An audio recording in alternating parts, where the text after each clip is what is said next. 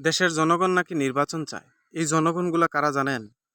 যারা নির্বাচনের পরে বাংলাদেশের রাজনীতিকে ব্যবহার করে, ক্ষমতাশীলকে দলকে ব্যবহার করে চাঁদাবাজি, টেন্ডারবাজি, দখলদারিতার সাথে জড়িত হইতে পারবে। যারা এখন নির্বাচন করে এদের উদ্দেশ্যে।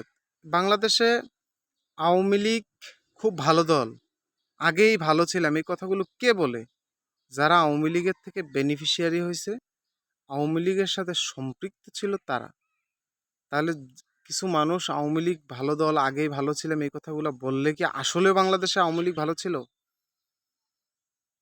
একটি গণ অভ্যুত্থান হয়েছে, একটি আন্দোলন হয়েছে, শুধুমাত্র নির্বাচন দিয়ে ক্ষমতার পালাবদলের জন্য নয়, বারবার আন্দোলন করে দেশের সরকার পরিবর্তন করে মানুষের রক্ত ঝরাইয়া দেশের পরিবর্তন হবে না রে ভাই।